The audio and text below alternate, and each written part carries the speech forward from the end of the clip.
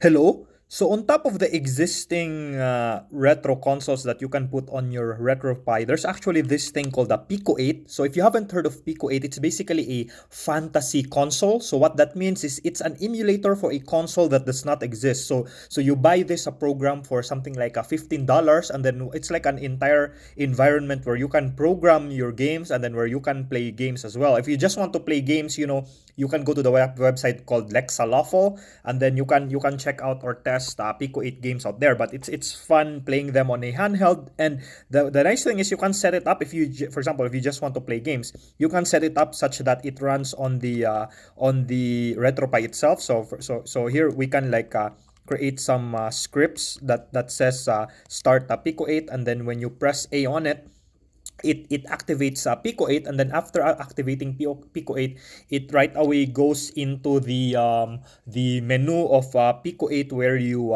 choose your games. So it's taking a while here, but yeah, let's see. So it goes to the setup where you have your retro games right away.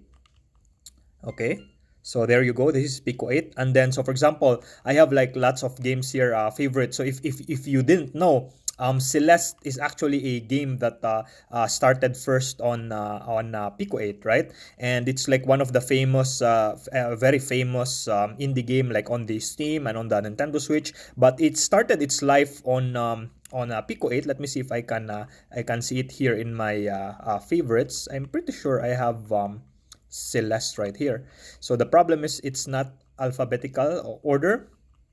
So let me try very quickly. But as you can see, there are a lot of games that you have, and these games you can try on the website as well, or on your retro flag, or a PiBoy, which I'm gonna show later on. But so the thing is, yeah. So the its graphics is basically some sort of it's a square shape. So it's like some, I think it's 128 by 128 the pixels, and its power is equivalent to that of a Game Boy Color or a NES. But yeah, let me run this. For example, the Celeste, the hard mode Celeste. So as you can see right here, this is Celeste, and again, Celeste started its life as a Pico 8 game.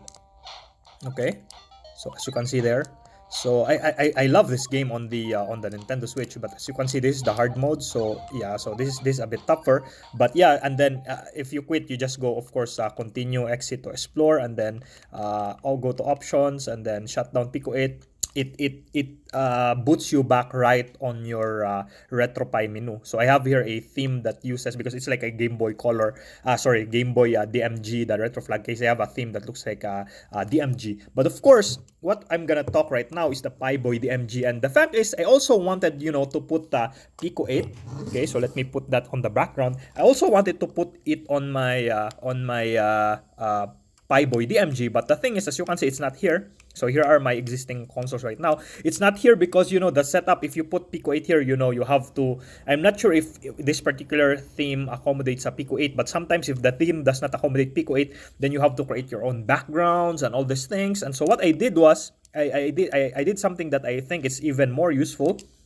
I open my Pixel desktop, so I go to that Pixel desktop mode of my PiBoy DMG right here. So I have a folder called Game Scripts, which contains the scripts of the various games that I run. I have a script here that I made called Pico 8. And if we open this, so it basically, what it does is it's basically a command that goes into the location of a Pico 8. So as you can see, it's CD. It changes the directory into the location of the Pico 8, and then it runs this binary called /Pico 8 underscore 32-bit. Okay, and again, if you bought Pico 8, then you have the Linux version. This is the Linux version. Of course, you do the usual sudo chmod +x Pico 8 underscore 32-bit, so that it becomes an executable. That way you can run it via /. And so what happens is, if I run this particular script now, so let me copy the location of the script, the copy path to the terminal.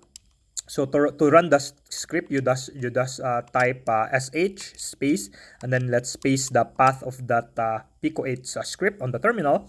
So as you can see here, there, it opens the Pico-8 window. So the thing about the Pico-8 window is, as you can see, you don't go to the, as opposed to the what I showed you on the retro flag when it's set up with your RetroPie menu, it goes directly to the list of games. In here, it doesn't. And the thing is, you would need a keyboard, which of course we have here. So that's why it's set up that way. In here, it goes directly to the games because then you don't have a keyboard on your GPI case, right? But here we do have a keyboard in our Pixel desktop setup, right? And so with that, you just type explore, okay? And when you say explore, it goes to that list of games, okay, that you have. So you have there. Let me minimize my keyboard here because we already used that. Okay, so you have the game right now that is loaded, which is of course the Puyo. But for example, you can go to something like to the search, right? So I can search, for example. So I'm gonna need my keyboard right here. I can search for the game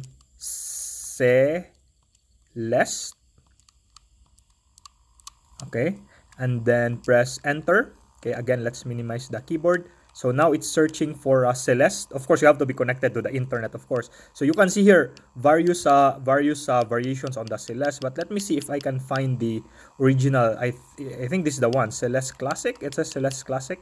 So there are a lot of them now because again, existing games on the Pico-8 you can take and then you can edit it on your own, you know. And if you want to add some more features and so on, so I'm gonna show that. But let's just do Celeste Classic. Let's run the cart. And of course, if you want to run it, so as you can see, it's windowed. You just press enter. Let me minimize the volume a little bit here. Go to a full screen. Of course, you can do a full screen, and then let's go back, continue, and of course, there's your Celeste right now. It's so I map X button to be X, obviously, and then the other button I mapped it as a C. So as you can see there, X plus C. So this is my X, this is my C. Press that together, okay. And I believe the jump you press. Oh, the X is dash, so jump is C. So it's a bit far. It gets some getting used to, but it works, okay.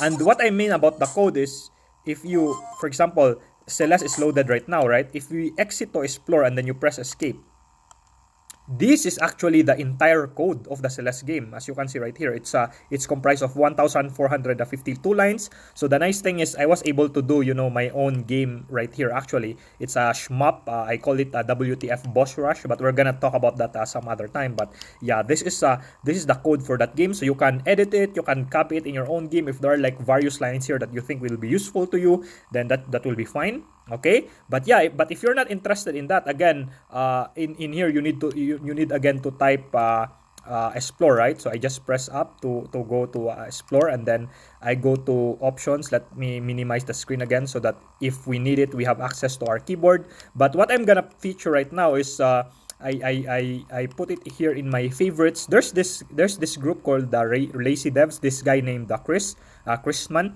He makes a very high quality games on the Pico-8. So I'm gonna feature them one by one. So first, we're gonna talk about this breakout clone that he made called the Breakout Hero. So let us maximize the screen. So again, this is a breakout clone, and the reason I feature this is if you're interested in coding in Pico-8. So let's say you bought the Pico-8 environment and then you want to code. Again, if you just want to play games, then you don't have to buy that environment. You can play the games on the browser, for example.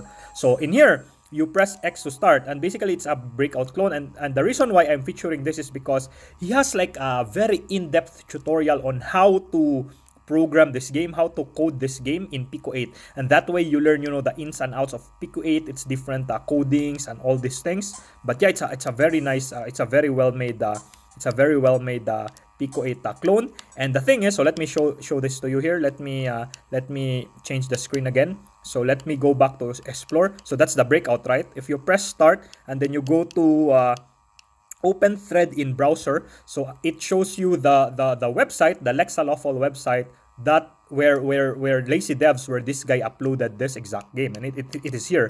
And so you can read about the game. And again, this is the browser now, so you can play the game on the browser if you want to do that. Okay, and then you can read about what the game is about, like if there are existing bugs. No, it's basically a forum, you know, people comment here, they say, this game is amazing and so on. Okay, but yeah, that's a breakout game. He also made a very high level game where if you're done with the breakout tutorial, now you've mastered the basics of Pico 8, then you go to the more in depth. And in here, the game that he featured for that tutorial is this game named the Pork Like. So the main character is a pork, but it's basically a roguelike game. So it teaches you advanced stuffs in a Pico 8, like how do you implement randomization of stages, how do you implement the least path and all these things. And this is one of my favorite Pico 8 games because it's basically a roguelike game. So let's run this game. It's called the Pork Like. Worst comes to worst. Okay, so let me again run it in full screen. Let's go back and let's continue. So as you can see, I don't know if you can hear it, but I think the music will be after we enter. But yeah, every time you run, so I got an item there. Slap hits an enemy and hops backward, stops enemy. Okay, that's useful. But when you enter, it has also like a nice like background music. And again, the dungeon is random every time. And again, if you love these types of games, roguelike, where you move every turn, you move, the enemy moves as well, so it's very tactical. So it's really very nice. It has infinite replayability. So now you have that slime right there. I'm basically trapped because we're always one space away from each other. So let me see if my item uses here. Hits an enemy. Let me try if I can use that. I can, or let me just use that so that the turn I use it, the slime will move forward. So let's see what happens here. It did not because I hopped back. Yeah, that's stupid. So I have no choice here but to get hit. Yeah, and then kill this, kill this, kill this. This I'm gonna be hit. And my HP right here is 5. I got hit once, so now it's 4. I'm gonna get hit again, now it's 3. Okay, let's get these spots. So again, you have to be like position yourself. Yeah, this is unfortunate. Yeah, they're always one space away from me. So let's just run away from the slime, because then if we go towards it, then we get hit. And we only have our HP's only 3. Let's hope this item will help. This is a hook, so I got the item and then the slime moved downward, so now I can hit him. What does the hook do? Pulls an enemy one space towards you and stops them. That is useful. Okay, let's break this spot. It's another slap. That's the first item we had, so we have 3 of those now. Okay, then let's go. So if you walk, if you just dilly-dally around, if you just keep on walking, the Worst Lord awakens. It's like a very strong enemy that will chase you around, so you need to find the stairs going to the next floor as fast as possible. And again, the next floor will again be randomized. Okay, and again, if you're interested, he has an in-depth YouTube tutorial. His YouTube channel is Lazy Devs. I recommend that you check it out. And I basically followed this tutorial and the breakout tutorial. It taught me a lot when I made my WTF boss rush game. Like it's a shmup game. Inspired by classic shoot 'em up bullet hell games like bullet hell games like a Toho, for example. Okay, but anyway, yeah, let's continue. So as you can see, the how he implemented this, the randomization is really very cool. And then make sure that when you randomize something, it is still beatable. So this guy, let me use my hook to pull him, so that then he will be he will be exactly away from me.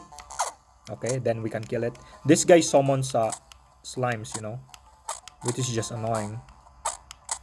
I'm dead. One more hit. We're dead. Okay, but yeah, basically, yeah, we died right there, and then you can of course continue, and let me just show you. So again, the beginning item is different this time around.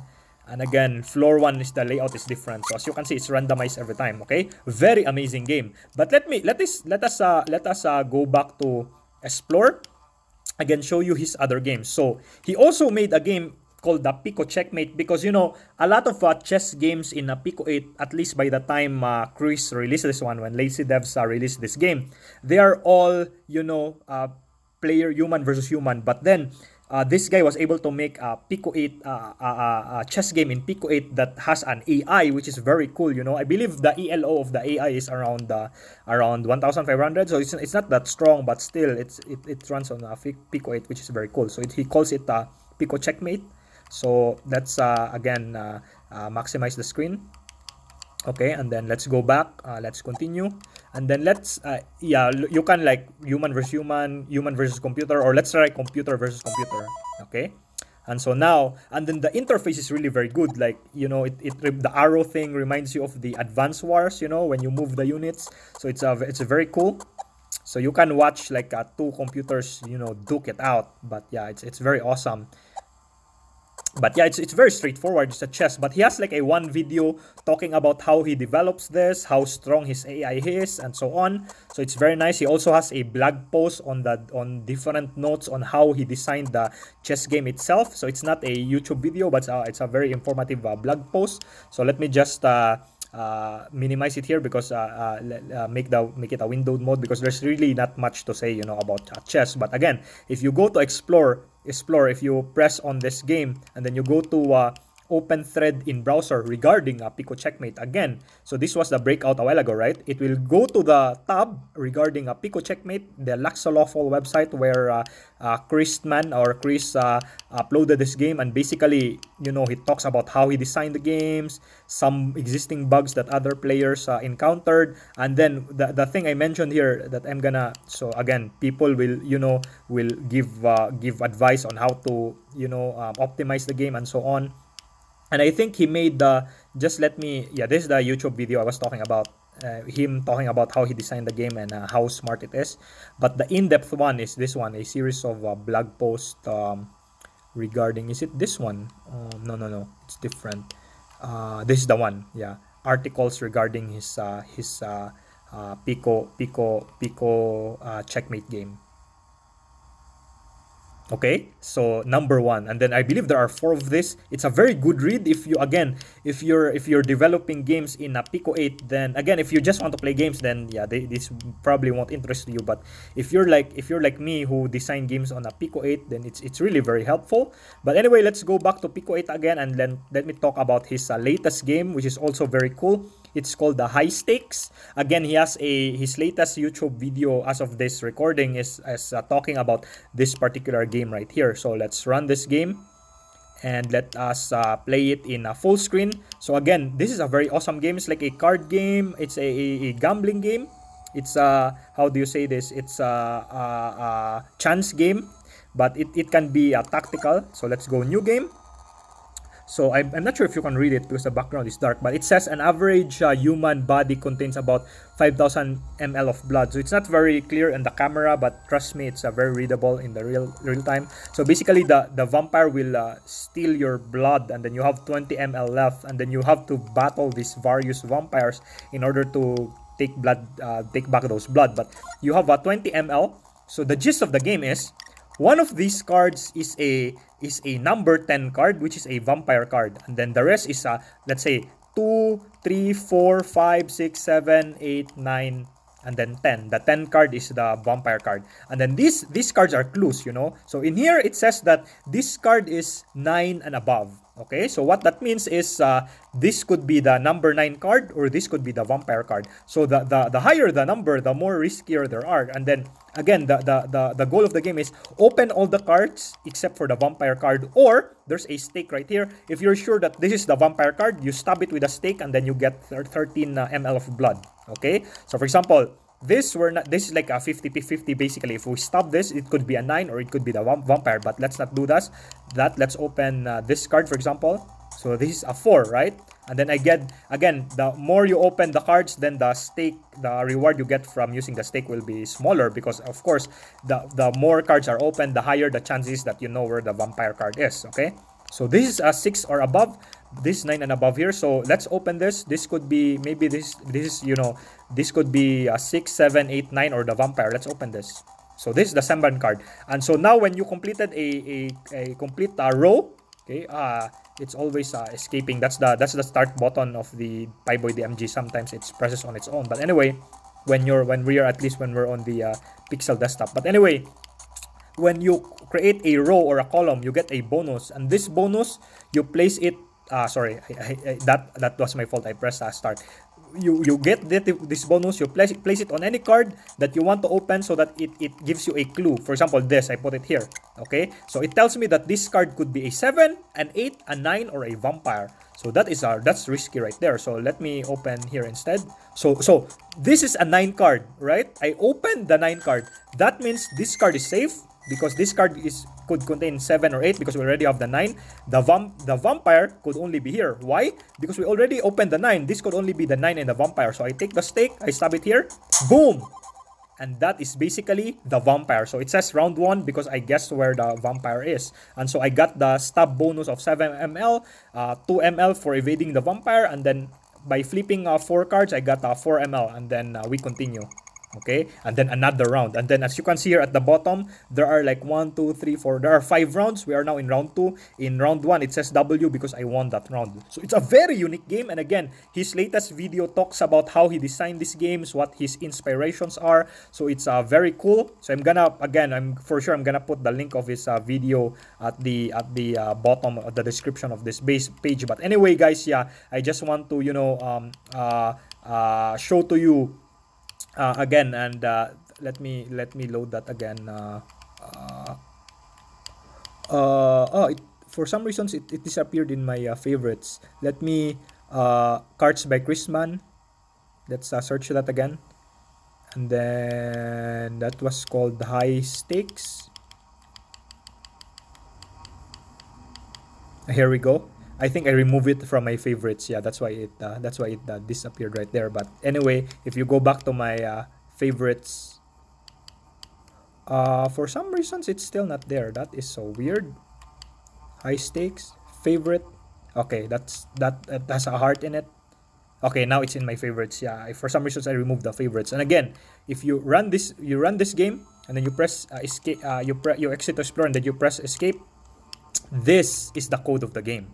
Okay, and again, you can connect a keyboard, or you can like use the virtual keyboard to edit this game however you want. If you want to add some features, if you want to change the color palette and all these things, because again, in Pico-8 it basically shows you, the arts that he used for that game, the sounds that he used for that game, and this top right corner right here, and then the pixels, the layout, and the code. So it's very very very awesome. All right, but yeah, that's it guys. Let me just close my Pico-8 window right here. So that's how, and then let me close these browsers. Let me close my script, my game scripts, and then let me reboot back to my RetroPie, and again, I prefer playing it to my PiBoy DMG because in here you can only play the game, but you can, unless you connect a keyboard, which is a hassle because you have to connect the Bluetooth and all these things. Then you can't look at the code here because it's trapped within the Pico RetroPie environment. Whereas on the PiBoy DMG, the Pico-8 itself is on a desktop environment, which is how you are meant to use it basically. Okay. But anyway guys, yeah, this has been a long video, but I just want to give a shout outs to Lazy Devs and Chrisman. Your videos, man, helped a lot in my Pico-8 adventure. But anyway guys, yeah, thanks so much for watching, and bye bye.